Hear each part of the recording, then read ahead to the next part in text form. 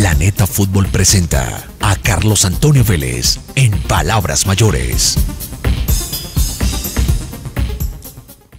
Seguramente mañana será entregado el cuerpo técnico de Colombia por parte de la Federación, una vez lo reciba, completo, oleado y sacramentado, de la mano de Reinaldo Rueda. Mañana vamos a tener los nombres de todos quienes le van a acompañar. Ya se sabe que va a estar Alexis, que va a estar Bernardo, gente que viene trabajando desde hace muchos, pero muchos años, con Reinaldo, el profesor Velasco y demás. Les dije el viernes que esta semana iba a presentar las advertencias. Porque, a ver, hay que hacer una diferencia entre advertencia, recomendación y consejo. Advertencias que ya en su momento hice cuando el míster llegó. Le saqué su decálogo que al final se convirtió en una docena de puntos, no 10 sino 12, y creo que fallé en uno solo. Pues bien, estoy en plena preparación del listado de temas inherentes al nuevo DT de la Selección Nacional. Advertencia es aviso o información que se da a alguien.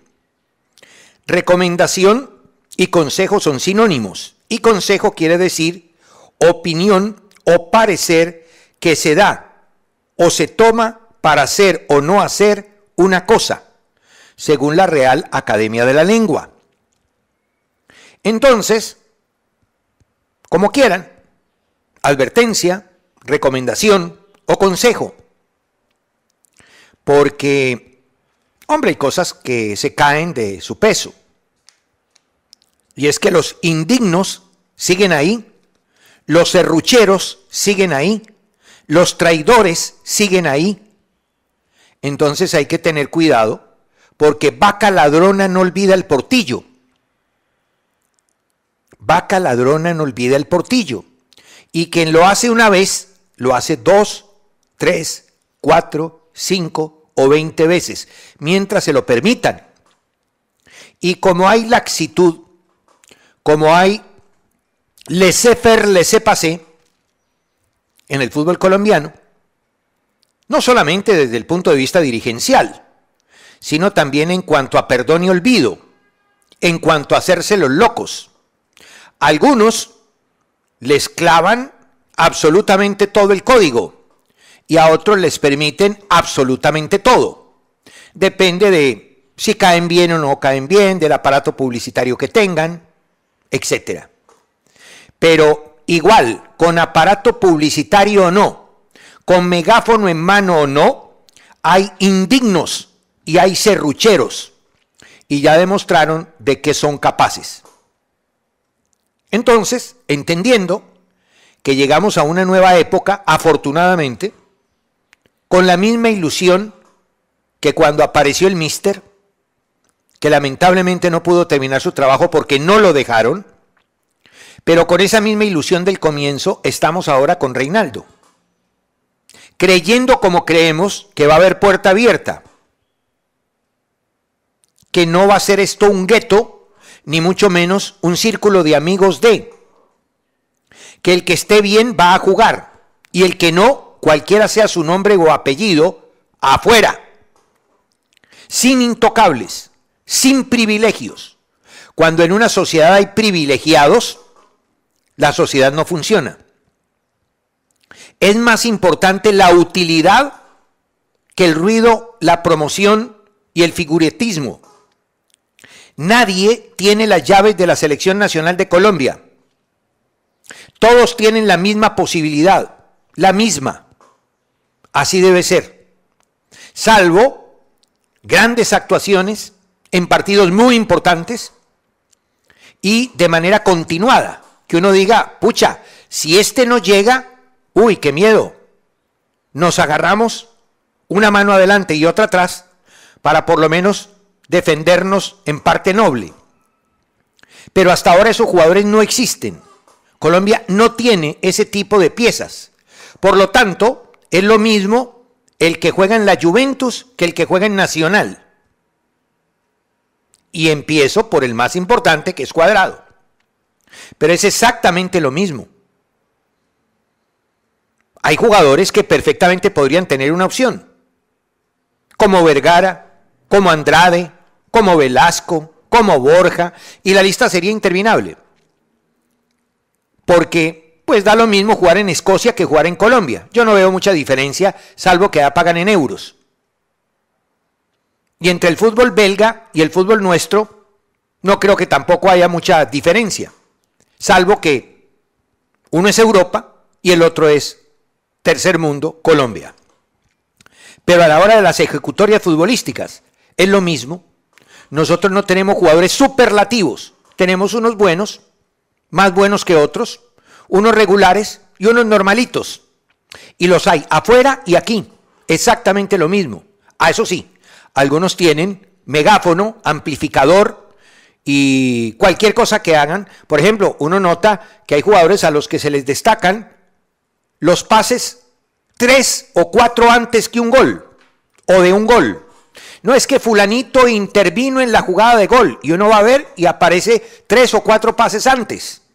En cambio hay unos que hacen goles permanentemente, pases permanentemente, asistencias permanentemente y ni los mencionan, no aparecen en la foto. Es un tema normal, sobre todo con esta multiplicidad de información generalmente manipulada y al gusto del consumidor o al gusto de quien quiera figurar o aparecer. Entonces hay muchas cosas que se pueden compendiar y que es lo que precisamente pienso hacer, como lo hice a título de advertencia respetuosamente, para que después no vayan a decir que no se dijo. No, sí se dijo. En el caso del Mister se advirtió que iba a pasar y pasó. Pues bien, tengo algunas advertencias en el caso de Reinaldo Rueda, que como lo dije el viernes, afortunadamente ha vuelto con nosotros. Lo merecía él profesionalmente y personalmente. Es el único técnico colombiano que ha recibido una medalla en torneo FIFA. Es el único técnico que ha dirigido a la selección nacional que tiene un podio en torneos mundiales, porque fue tercero en el Mundial de Emiratos Árabes con la selección sub-20 de Colombia. Un gran estratega que espero le ayude, porque en el momento en que lo quieran traicionar, los indignos lo van a hacer, como ya lo hicieron una vez. Entonces, durante la semana, pues, abriré la caja de Pandora. Ayer, los colombianos de Boca ganaron la Copa de la Leche. El torneo Diego Maradona, que es, sí, como una copa de leche. No tiene nada que ver con la Libertadores, ni siquiera con la mediana sudamericana. Es un torneito que hicieron de nivelación, ahí armaron unos grupos y los primeros y en fin, cualquier cosa. Y llegaron Banfield y Boca. Y claro, el que llaman mundo boquense está tratando de lavarse la cara, la boca y las axilas después del papelón durante la semana en Copa Libertadores. Ellos viven en medio de la frustración porque lo de Madrid los marcó. Y siempre han querido, de alguna manera, sacudirse de semejante pisoteada. Tenían la oportunidad esta vez, eliminado River esta semana, de sacar pecho y llegar a una final y decir, ahora el campeón soy yo. Y resulta que les pasaron por encima, los convirtieron en trapo de cocina y perdieron de manera vulgar y en una inferioridad de condiciones total.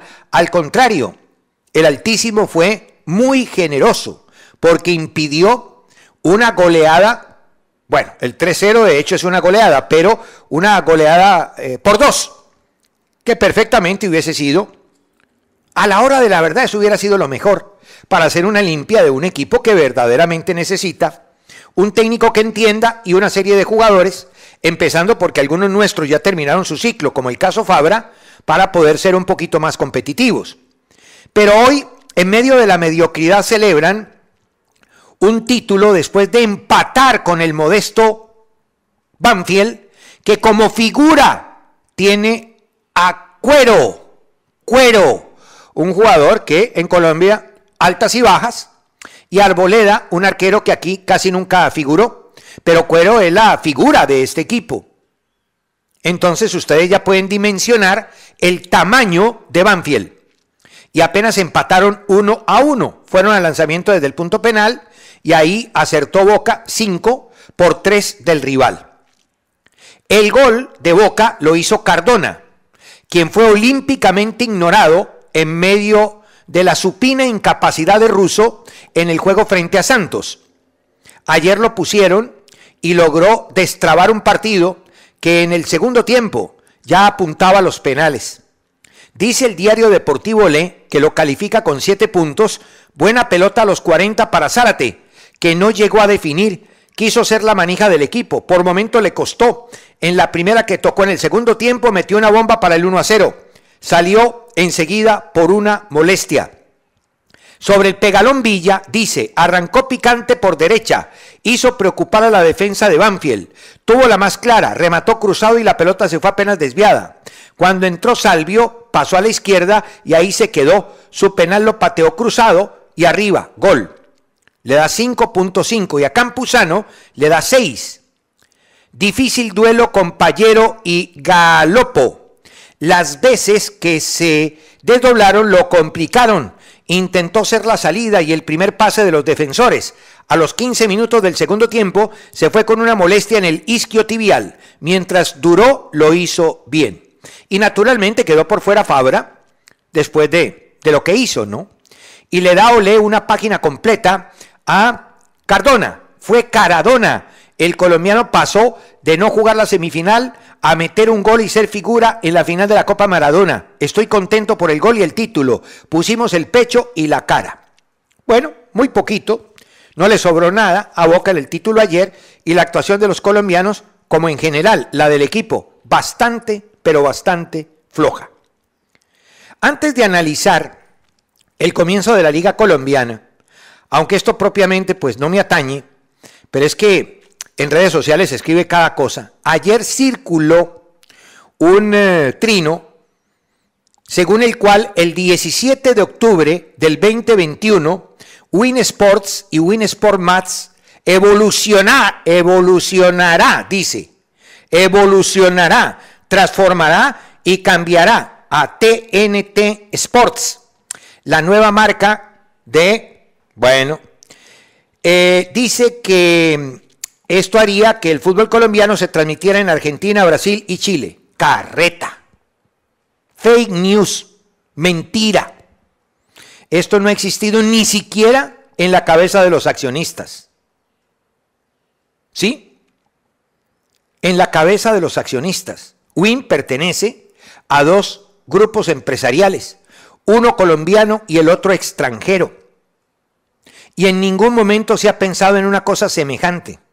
Al contrario, esto que es una afirmación de red social parece, ¿no? Por lo menos suena en casa como si fuera una idea. ¿Ve? Miremos a ver si esa idea es posible. Por ahora no. Ni es cierto, ni siquiera como idea ha sido acogida. Sin embargo, como la tiran como una afirmación, podría decirse que en el peor de los casos sería una idea, no sé si buena o mala. De pronto buena por aquello de internacionalizar el fútbol colombiano. Pero yo no creo que interese mucho el fútbol colombiano en Brasil, en Argentina y en Chile. No creo, la verdad. De todas maneras, lo que quiero con esto decir es que, primero, no saben, todos los días tiene que aparecer una información que tenga que ver con una empresa que transmite los partidos de fútbol. Todos los días sale una versión, todos los días sale una historia, y cualquier hijo de vecino parece tener más noticias que quienes trabajamos en la compañía, en primer lugar. En segundo lugar, no se apuren, estamos muy cerca de tener que pagar por ver o para ver la Champions, la Copa Libertadores y la Copa Sudamericana. De hecho, muchos de estos partidos ya solamente se pueden ver si uno tiene el servicio de DirecTV, que no es gratis. O sea que aquellos que tienen Claro, o tienen Movistar, o tienen otro tipo de empresa para ver la televisión por cable, pues no pueden ver esos partidos.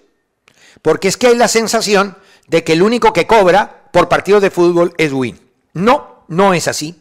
De hecho, todos pagamos, aunque usted no se haya dado cuenta, por ver películas, y no películas de esas que tienen en pay-per-view, no, por ver series o canales de cine como Fox, como HBO, etcétera, etcétera. Ya uno paga porque hay unos paquetes en los distintos, en las distintas empresas que prestan el servicio de televisión por cable. Y vendrá, de una vez les advierto, vendrá porque ya se está anunciando el cobro por Champions y no propiamente de canales nuevos, no, de canales que venían transmitiendo el producto gratis. Es que es muy sencillo, es imposible, y más con la pandemia, seguir entregando producto gratis. Imposible. ¿Saben por qué? Los equipos de fútbol del mundo en este momento solo tienen entradas por la televisión. La televisión abierta no genera entradas económicas como sí la televisión por cable, que es la que compra los derechos de las grandes ligas y las grandes competencias. Como la única opción de financiación de los clubes en este momento es la televisión que les compra los derechos, la televisión tiene que recuperar ese dinero, porque siempre hay que darles y hay que darles más, porque como no tienen otra entrada, hay que tratar de mantener la materia prima que son los equipos de fútbol. Entonces terminan las televisiones cerrando las emisiones por televisión abierta y canalizándolas por el sistema de pago para que se pueda tener una compensación.